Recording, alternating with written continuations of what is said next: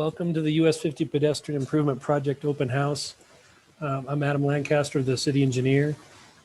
Tonight we have with us Wilson Company, our design consultants, Kelly, and I believe we have Maureen on the phone as well.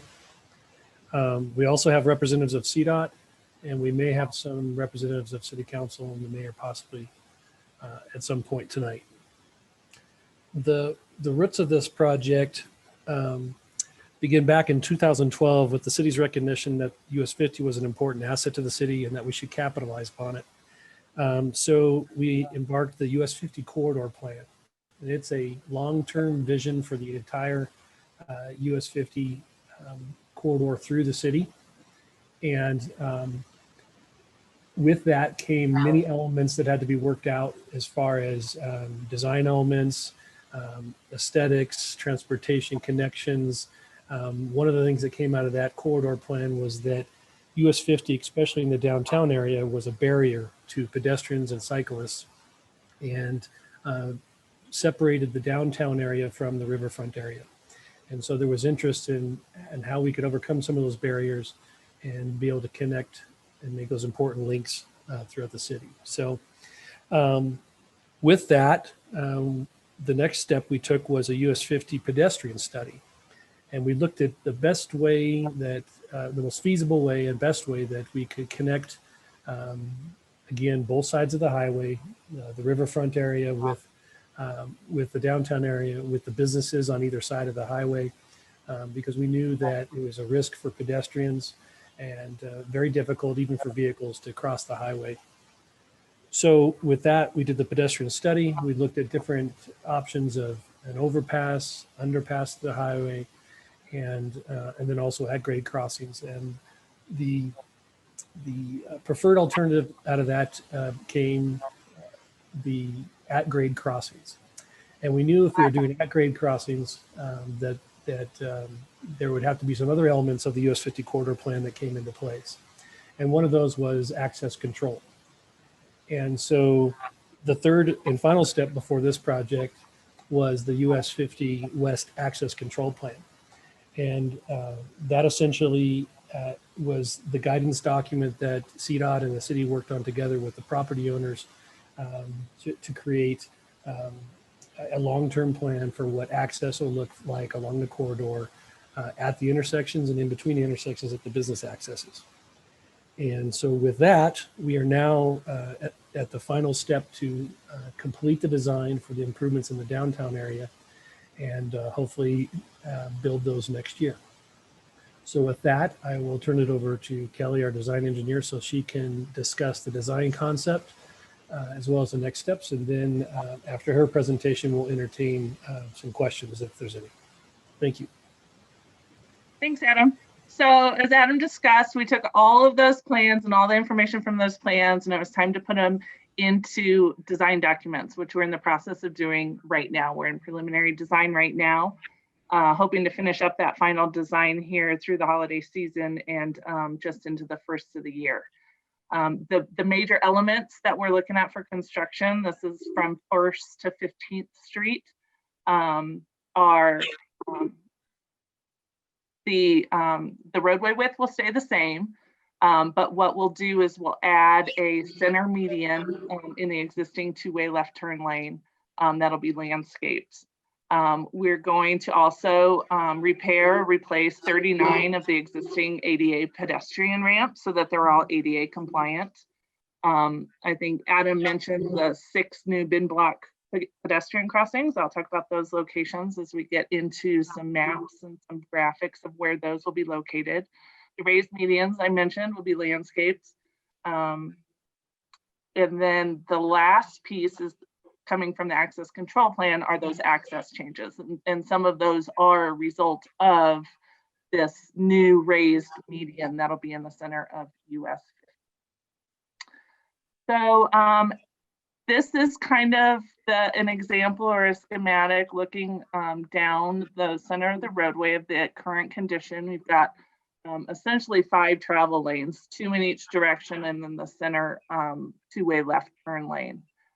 So we're not making any changes from the curb line to the curb line. The width will remain the same. But what we're going to do, and you'll see in the lower right-hand corner, is add that median in the center. And so in the forefront of this photo, in this typical section, you'll see one of those mid-block crossings that we're talking about. And so you see that the addition of the median allows for a pedestrian refuge in the center of the turn lane. So as the pedestrian's making the movement across US 50, they're able to look one direction, pause in the middle, be protected by that raised median, and then look the other direction and wait for a safe crossing, only having to worry about traffic from one direction or the other to continue through the intersection. So a little more detail on the design. I'll start with those mid-block crossing locations, and I apologize, this is a little hard to see the details, so I'll try to just summarize. The mid-block crossing locations, there'll be one between 1st and 2nd Street, one between 4th and 5th Street, another one again between 6th and 7th, 7th and 8th, 11th and 12th, and 13th and 14th. So there's 6 spread out through the entire project area from 1st to 15th. So those pedestrian crossing locations supplement the existing locations where either there's currently a signalized intersection that'll stay signalized. So that would be 3rd Street, 9th Street, and 15th Street. Pedestrians will all be able to cross with the light, like typical pedestrian crossings at an intersection. And then as far as access changes to the other intersections, there will remain full access at 1st, 5th, 6th, 7th, 11th, and 12th will remain full access. So that means cars can turn right in and out of those streets and also left in and out of those streets. The places where they'll be restricted, which is different than what is the current conditions, they'll be limited at 2nd, 4th, and 14th. They won't be able to make a left turn out. And then at 8th, 10th, and 13th, you'll only be able to turn right in to those streets and out. There'll be no left movements either from US 50 or to US 50 at those 3 intersections. So those are kind of the big street network access changes that are proposed with this plan. The one other thing that I'll mention at those pedestrian crossing locations, they'll be signed with what's called RRFB, or rectangular rapid flashing beacons. And those are the rectangular yellow signs that you can press the button and it'll activate a flashing light for pedestrians to cross the street. So lastly, one of the things when we sat down with property owners and talked about the plan, we invited the individual property owners to come speak with us again recently here in the last couple months. And one of the conversations that we had was potentially making a change to the layout or the configuration at 12th and 13th Street. So the design team is busy looking at the traffic analysis to figure out if this is a proposal that could make sense. We know, since this is a deviation from what was planned in the access control plan, that this would have to go back to City Council and get council approval for the change. But I think that there are some benefits that the property owner may be in support of that allows for a little more access at 12th and 13th Street. So the major difference currently in the plan, 12th Street is a 3/4 movement access. And then 13th Street is a right in, right out. So what we would propose is switching it so that you would allow a left turn northbound from US 50 onto 12th Street, as well as a left turn southbound onto 13th Street. So it's just kind of taking the left turn from 12th Street in the westbound direction and pushing it back to 13th Street to spread out the more major movements at those two intersections. So we're looking for feedback, particularly in that proposed change or configuration, while we continue to do the traffic analysis to see if the traffic numbers support that change. Other than that, the schedule, as we kind of talked about, the final design schedule, which is design of all of the project elements from 1st to 15th Street, will be complete this spring, with the first construction package of 1st and 9th Street happening this summer already in 2021.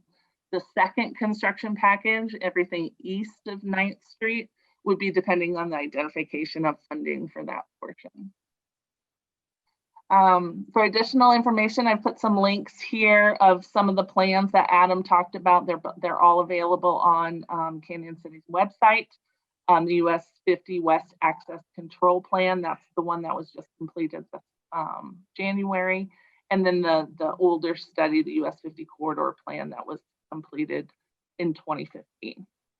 Additionally, we've developed a map.social mapping tool to collect public comments. That will be open until December 4th.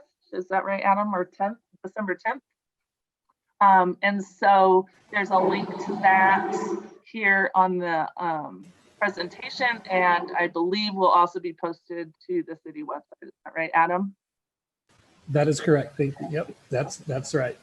Okay, so like I said, we're looking for feedback either through that mapping tool. It's got our proposed design overlaid on a GIS file, which is pretty neat to look at and see how it'll change. We'll also always take email. Adam's email is there. My email is provided there as well. And with that, we'd also welcome any comments anyone has at this time. And it looks like, Kelly, we don't have anything in the chat or the Q&A. Christy, is there anything on Facebook? Yes, we do have a few questions. The first one is, why build this? What are the benefits? Okay, I'll take the first stab at that, and then I can let Kelly or someone from CDOT kick in. But primarily the benefit from this is safety. We are looking at making it safer for pedestrians to cross. Right now you have 5 lanes of traffic to cross, with pedestrians having to watch very many different directions, both left and right, and it's the intersections. They have turning vehicles that they have conflicts with, and by putting in a pedestrian refuge in a median in the middle of the road, they'll be allowed to cross 2 lanes at a time and be able to pause and then only focus on that one direction of traffic, not have to worry about the left turning vehicles in the middle lane. Also, that we'll have marked crosswalks with signage and the rapid flashing beacons that Kelly mentioned. So that is the primary purpose. Of course, there's some other ancillary benefits from it. With the medians, we have the benefit to improve or the ability to improve the aesthetics downtown.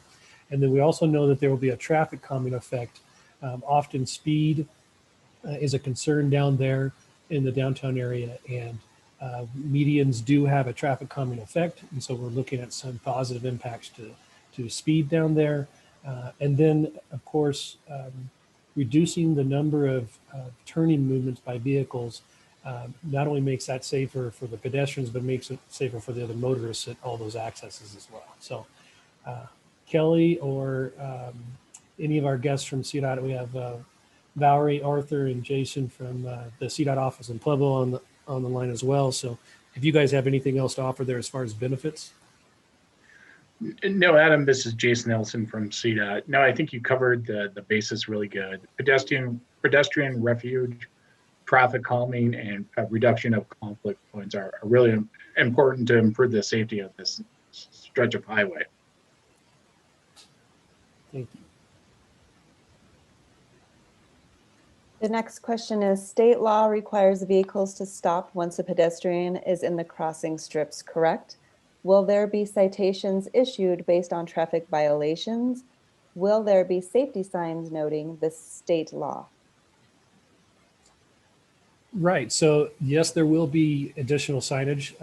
That'll be the main difference with these crosswalks compared to what we have otherwise. We have people that's jaywalking or crossing at unmarked crosswalks at intersections. And so this will be a marked pedestrian crossing.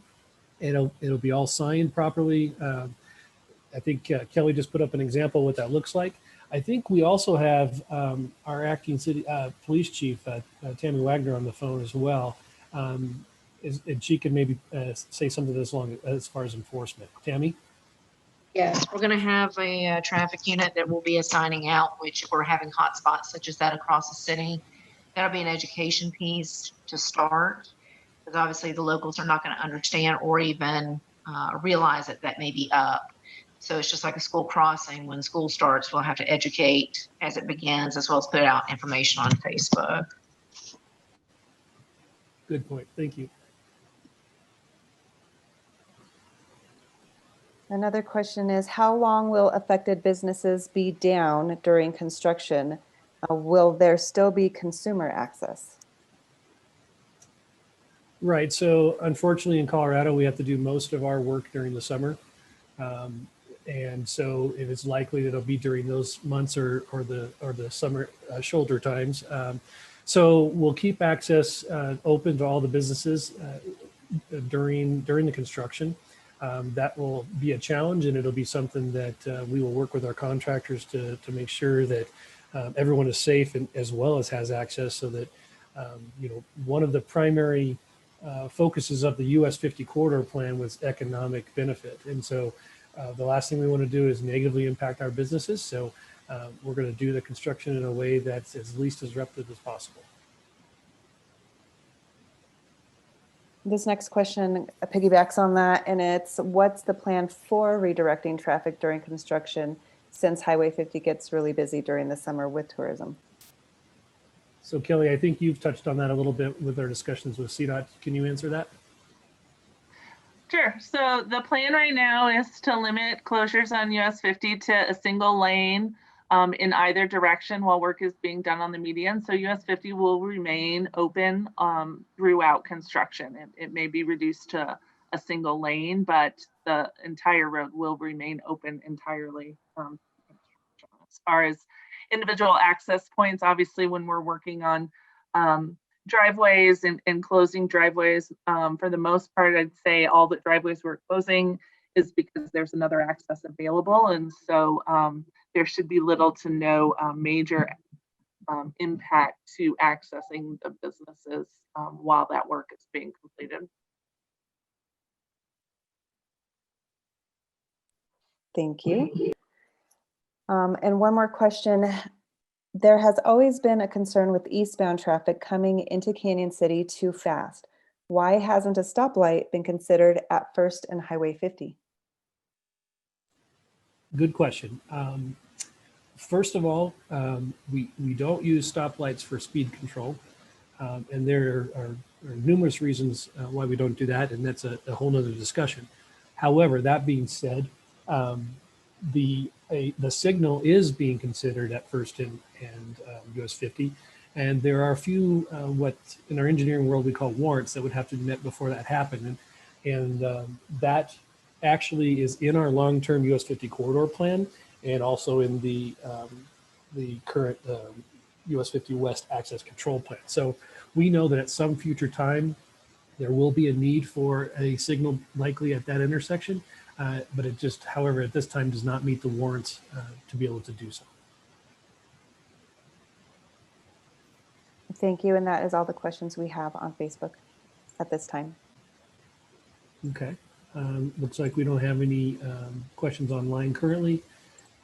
So just again, I want to remind you that we have the Map Social platform out there for you to make comments. Makes the viewing of the project map very easy, quick and easy to leave comments on there. We'll leave that open for a week or so for you to make comments, additional comments. You're welcome to email myself or Kelly, the project engineer. And we thank you so much for attending tonight. If there are no other questions. There's one more. One more, okay, good. All right, regardless of the 12th and 13th alternative, are there plans to pave the alley between the two on the south side of the highway to facilitate access? Excellent question. So yes, that is part of our plan. That is something that Wilson Company is looking at as part of the delivery package, that that type of improvement at 12th and 13th will entail at the same time concurrently some improvements to the alleys, knowing that they will be needed for circulation. Thank you. But, And we- but again, I'll remind you that section is currently unfunded for construction. So right now it's just a design phase, but definitely in the design consideration, we are noting that those improvements will have to be made to the alleys. Okay, and then we just have a comment that says, "You're all doing a great job improving our community. Thank you." Well, thank you. Any other comments from anybody else on the panel? All right, well, we thank you so much. Again, reach out to us if you have any questions or concerns, and have a good night. Thank you.